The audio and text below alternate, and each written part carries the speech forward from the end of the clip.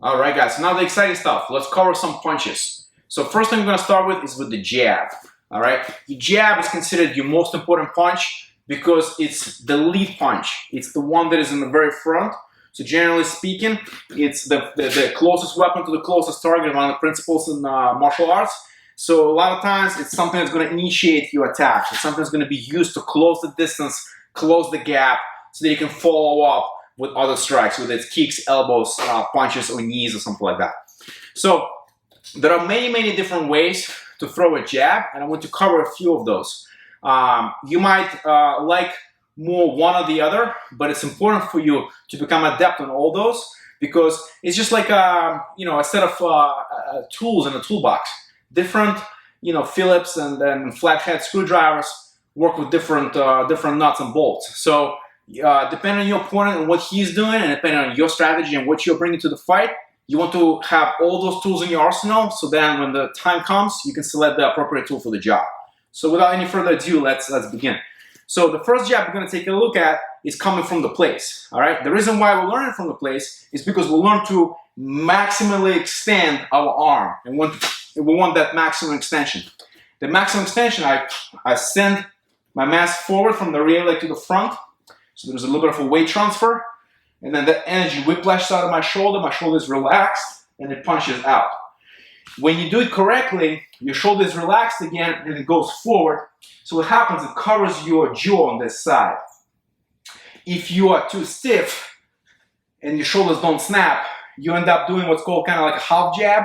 And what can happen is, you can get hit with an overhand and you're a little bit more exposed. So when you're throwing that jab from place, it's like this. A lot of times when I teach the jab to first-timers, to novice people, I teach them to punch with a vertical fist first. There is a reason for it. First of all, back in the before Marquis Queensberry days, where the boxing rules came in, people fought bare knuckle, and a lot of the punches they threw, actually, believe it or not, were in the vertical fist because it would land on a bigger knuckle surface. It would reduce the possibility of a broken hand. So that's not a bad idea, not a bad tool to have in your arsenal in case you have to punch somebody bare knuckle. But the main training reason behind this is that a lot of times when beginners start twisting their hand into the strike, the elbow comes to the side a little too early. And what happens is, A, the movement is too telegraphed, and B, there's a lot less power because my body is not behind it.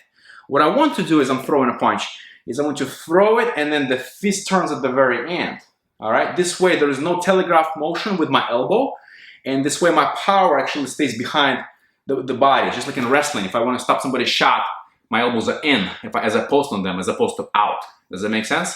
So same thing with the jab. I want to keep my elbows in. If I am twisting my fist, it happens at the very end. All right.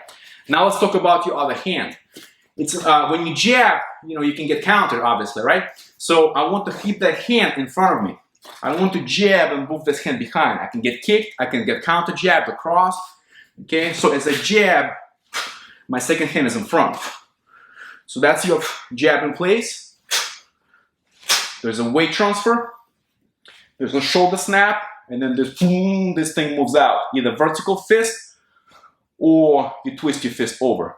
But even as you get some experience, actually, having an ability to punch with the vertical fist is very useful in Muay Thai or boxing. Because when people shell up and they have gloves on, when people shell up, sometimes that gap stops the punch. I'm also gloved up, stops the punch with a rotated fist.